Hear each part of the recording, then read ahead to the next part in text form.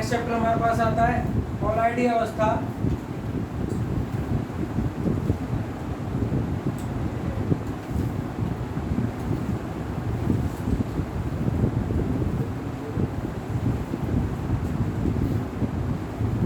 Colloidal state, कोलाइडी अवस्था। तो जो पदार्थ है वो दो प्रकार के हैं।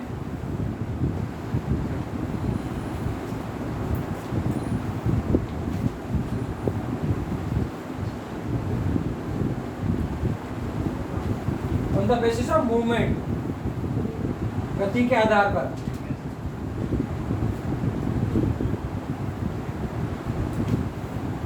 दो प्रकार के होते हैं। पहला हमारे पास होता है क्रस्ट लाभ।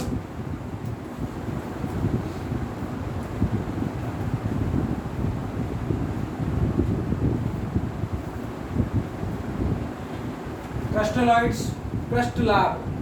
क्रस्ट लाभ क्या होते हैं? ये चर्म पत्र या जांतव झिल्ली के आर पार गति कर जाते हैं। अर्धपारगम झिल्ली होती है एक तरह से, सेमी परमेबल मेम्ब्रेन। तो these substances moves across parchment paper और animal membrane। तो ये चर्म पत्र या जांतव झिल्ली के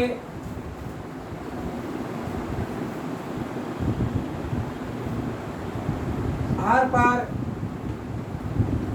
गति कर जाते हैं। ये मतलब इनके जलीय विलयन, एक तरह से इनके जलीय विलयन।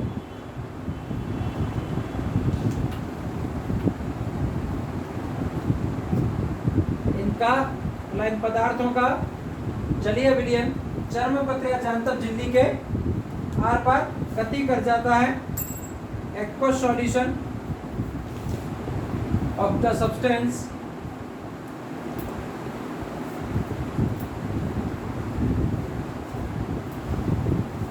moves across animal membrane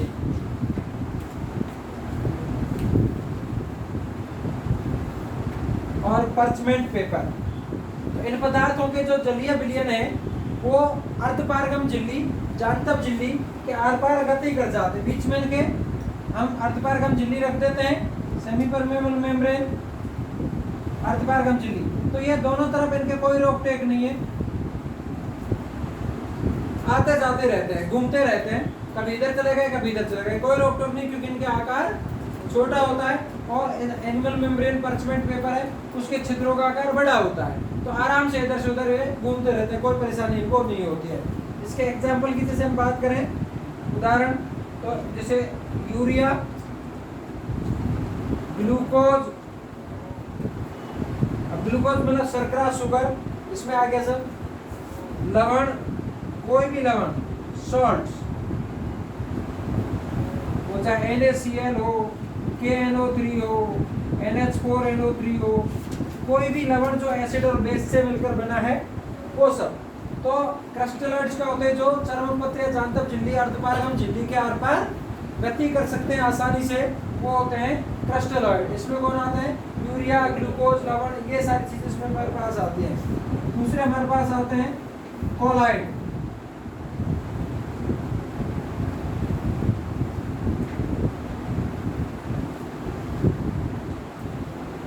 colloids, तो ये चर्म, इनके जलीय विलयन चर्म पत्र या जांतव झिल्ली के आर पार गति नहीं कर पाते हैं या बहुत धीमे गति करते हैं। ठीक है, तो ये गति नहीं कर पाते हैं।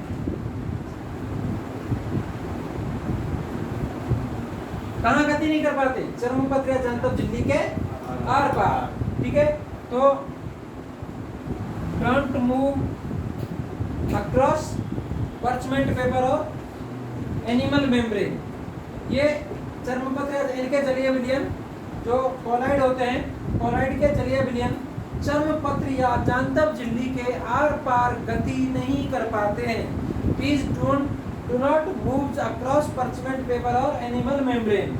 इसमें हमारे पास एग्जांपल की बात जैसे आती है, स्टार्च, जिलेटिन, गोंद गम जिसको अपन बोलते हैं, एल्बुमिन, एल्बुमिन एक तरह से प्रोटीन है, तो कोई भी प्रोटीन, एल्बुमिन, ग्लोबुलिन, ये सब प्रोटीन है। रक्त, ब्लड, दूध, मिल्क। तो आपकी जिंदगी कोलाइड पे टिकी हुई है। आप दूध, दही, छाछ वाछ, जो घी, पनीर, मक्खन, सब ये कोलाइड है। आप जो कुछ भी खाते हो वो सब कोलाइड है।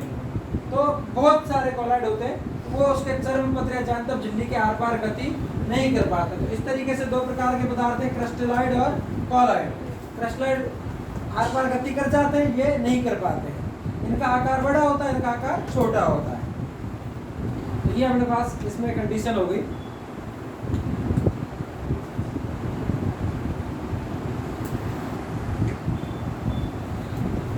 अब कणों के आकार के आधार पर विलयन कितने प्रकार के होते हैं? कणों के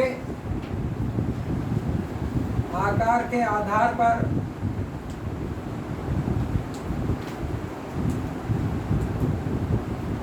विलयनों का वर्गीकरण। टाइप्स ऑफ सॉल्यूशंस,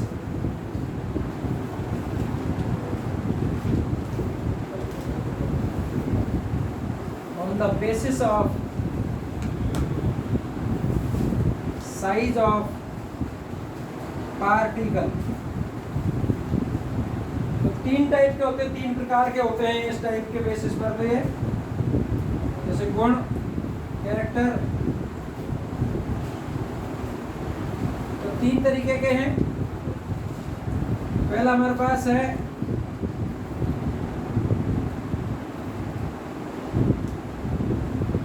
वास्तविक विलयन।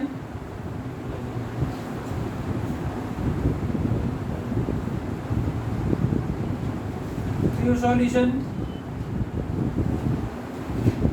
दूसरा हमारे पास है निलंबन,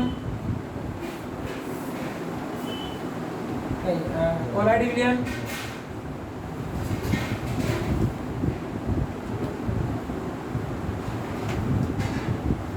कोलॉइडल सॉल्यूशन।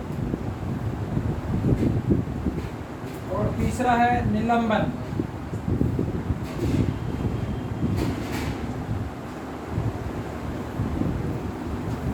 इस तरीके से तीन प्रकार के अपने पास कणों के आकार के आधार पर विलयन है, वास्तविक विलयन, कोलाइड विलयन और निलंबन।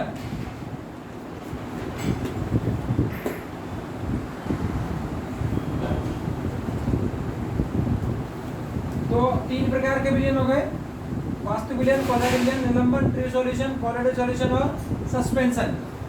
अब सबसे पहले हम बात करें कणों का आकार,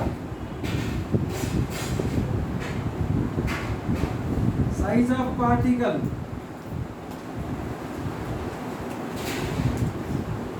तो जो वास्तविक विलयन होते हैं, इसके कणों का आकार बहुत कम होता है, बहुत छोटा होता है, इसलिए इसके कणों का आकार 1 मिलीमाइक्रोन या 1 नैनोमीटर से कम होता है।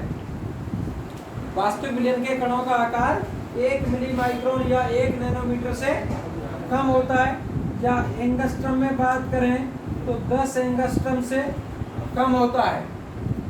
या बात करें हम सेंटीमीटर में, मतलब मीटर में, तो 10 की घात -7 सेंटीमीटर या 10 की घात -9 मीटर से कम होता है। सेंटीमीटर में 10 की घात -7 है, मीटर में 9 हो जाएगा, 100 का भाग लग जाता है।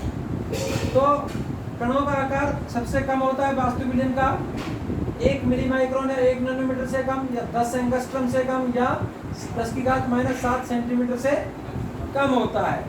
कोलाइड विलयन का जो आकार है वो 1 से लेके और 100 मिलीमाइक्रोन या नैनोमीटर में होता है।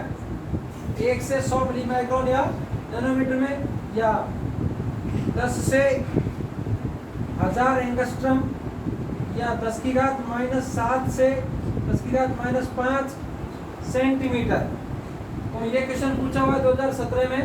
कोलाइड कणों का आकार कितना होता है? और ऑप्शन में था 10 से 1000 एंगस्ट्रम। सस्पेंशन जो होता है वो इसका आकार होता है 100 नैनोमीटर या मिली माइक्रोन से ज्यादा, 1000 एंगस्ट्रम से ज्यादा या 10⁻⁵ सेंटीमीटर से ज्यादा। जनरल सी बात आप करें, वास्तविक विलयन होता क्या है? वास्तविक विलयन का मतलब क्या हो गया? अपन ने जल में चीनी घोल दी, नमक घोल दिया, यूरिया घोल दिया, उससे जो विलयन बना वो वास्तविक विलयन है। अब चीनी हमने घोल दी, चीनी घोल दी, घोलने के बाद उसको देखें भैया चीनी कहाँ है, उसको अलग करना चाहें तो कुछ नहीं हो सकता, वो घुल गई, दिखेगी भी नहीं। माइक्रोस्कोप लेके ढूंढो तो भी नहीं दिखेगी। ठीक है, तो वो वास्तविक विलयन। कोलाइड विलयन अभी हमने बहुत सारे बताए, ये गोंद, जिलेटिन, एल्ब्यूमिन, ठीक है, रक्त, लस्सी, छाछ, ये सब आपके कोलाइड विलयन है। ठीक है, निलंबन क्या है? आप लोगों ने पानी लिया, पानी में मिट्टी ली, मिट्टी को आपने मिला दिया, उससे विलयन बना निलंबन। आप क्या करोगे? उसको छोड़ दो, थोड़ी देर बाद वापस से वो नीचे बैठ जाएगी, तो उसको आप आराम से देख पाते हैं, तो वो होता है निलंबन। दूसरा हमारे पास आता है दृश्यता, विजिबिलिटी। तो इसको हम वास्तविक विलयन है, जो वास्तविक विलयन में जो कण है उनको हम सूक्ष्मदर्शी से भी नहीं देख सकते।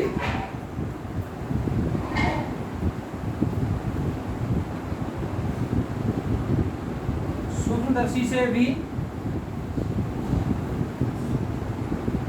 नहीं देख सकते हैं,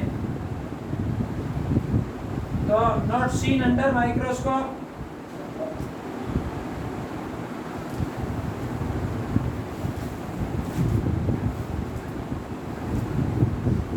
सूक्ष्मदर्शी द्वारा भी नहीं देखा जा सकता है, इनको हम सूक्ष्मदर्शी से देख सकते हैं।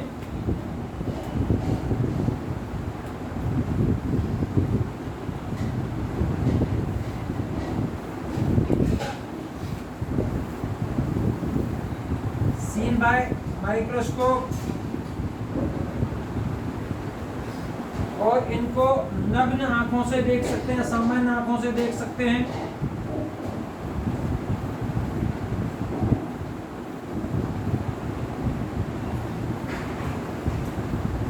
Seen by naked eyes,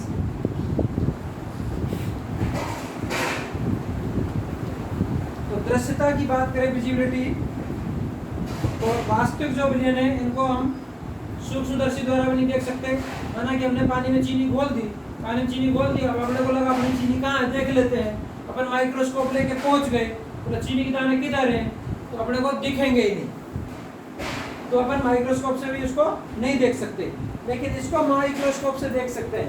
कैसे? आप लोगों ने कभी टेस्ट करवाए होंगे, बीमार हो जाते हो कभी, तो रक्त, ब्लड टेस्ट होता है। ब्लड अपने क्या कोलाइड है, रक्त कोलाइड है। लेकिन अब अपने हाथ ब्लड कभी निकला तो अपने को दिखता थोड़ी आरबीसी भाग रही है, डब्ल्यूबीसी भाग रही है।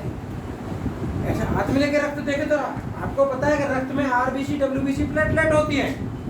लेकिन जब हाथ में कभी कहीं पे भी रक्त निकला तो दिखती थोड़ी और आरबीसी गई, डब्ल्यूबीसी गई, ऐसा कुछ नहीं दिखता। लेकिन आप बीमार हो जाते तो डॉक्टर आपको बोलता है कि आपके डब्ल्यूबीसी कम हो गई है, ज़्यादा हो गई, प्लेटलेट कम पड़ गई। डेंगू में प्लेटलेट कम पड़ जाती है, ये तो आप लोगों ने अक्सर सुना है कि उसकी प्लेटलेट घट गई।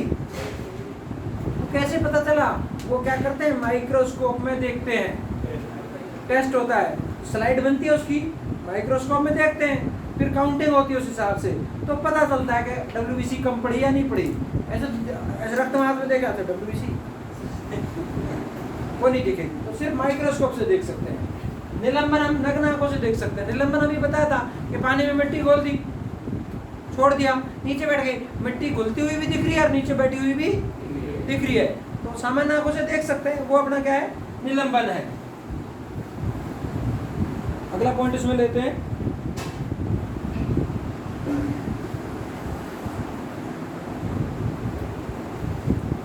तीसरा पॉइंट हमारे पास इसमें आता है सन्नित्रता, फिल्ट्रेशन। सन्नित्रता, फिल्ट्रेशन। अब दो प्रकार के फिल्टर पेपर होते हैं, सामान्य और सूक्ष्म, micro and normal filter paper. तो ये जो वास्तविक विलयन है वो दोनों से नहीं छनते हैं। अच्छा, अब उसके आर पार चले जाते हैं। छनने का मतलब क्या होता है? अलग अलग हो जाना, दो भागों को अलग करना छानना कहलाता है। गाँव में अपन गेहूं वगैरह छानते हैं तो उसमें से जो कचरा होता है वो छलनी से अलग गेहूं पर रहेगा, उसे छनना या छानना कहते हैं। अब इसमें क्या होता है कि जो हम फिल्टर पेपर से छान रहे तो हमने जैसे पानी में चीनी घोल दी, उसको छाना तो चीनी भी निकल के पानी डाल दो, पानी भी निकल गया, तो छना नहीं वो। ठीक है, तो दोनों से नहीं छनता है। तो सामान्य एवं सूक्ष्म फिल्टर पत्र द्वारा नहीं छनते हैं। Don't filters by both micro and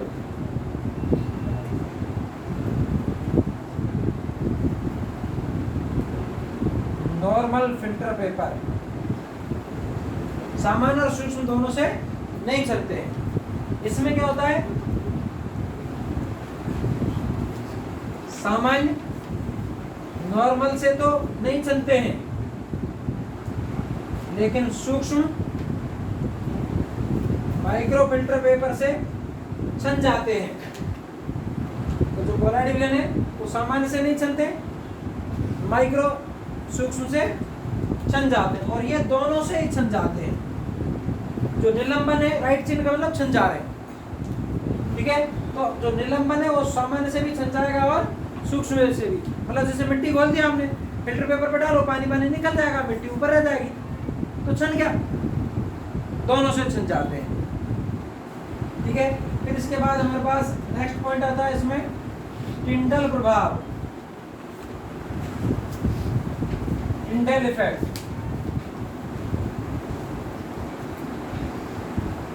टिंडल प्रभाव ये नहीं दर्शाते हैं, वास्तविक विलयन नहीं दर्शाते, not shown by two solutions. ये दर्शाते हैं, राइट चिन्ह का मतलब दर्शाते हैं। तो कोलाइड विलयन टिंडल प्रभाव दर्शाते हो, क्या होता है आगे अपन बताएंगे। और ये दर्शा भी सकते हैं और नहीं भी दर्शा सकते हैं। दर्शा भी सकते हैं और नहीं भी, मे और मे नॉट भी। दर्शा भी सकते हैं और नहीं दर्शा सकते। फिर एक होता है ब्राउनी गति, ब्राउनियन मूवमेंट।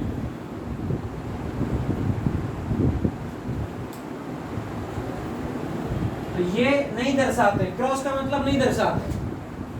ठीक है, कोलाइड विलयन दर्शाते हैं और ये दर्शा सकते हैं।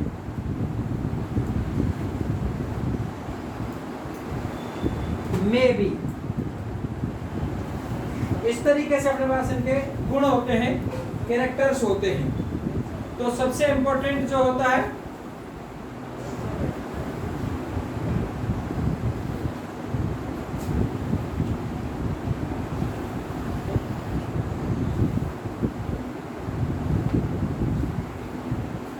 तो सबसे इंपॉर्टेंट पॉइंट जो इसमें रहता है वो इसका साइज ऑफ पार्टिकल्स का रहता है मेनली। ठीक है, कणों का आकार का क्वेश्चन रहता है। तो ये इसमें टिंडल इफेक्ट और ब्राउनियन मूवमेंट दोनों कोलाइडल सॉल्यूशन मुख्य रूप से दर्शाते हैं। अब इसमें एक पॉइंट और अपने पास है, प्रकृति, नेचर।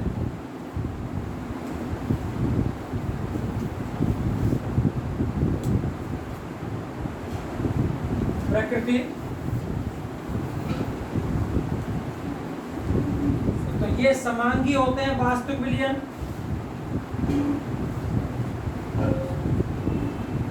होमोजीनस,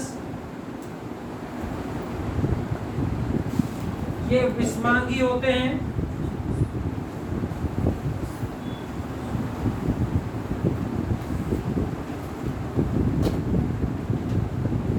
और ये भी विषमांगी होते हैं। हेटेरोजीनस।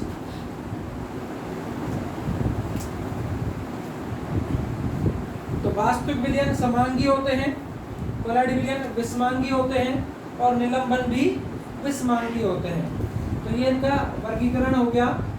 कणों के आकार के आधार पर 3 प्रकार के, वास्तविक, कोलाइड और निलंबन। अब अपन मुख्य रूप से जो पढ़ेंगे वो कोलाइड विलयन पढ़ेंगे, इसके बारे में भी अपन बात करते हैं आगे।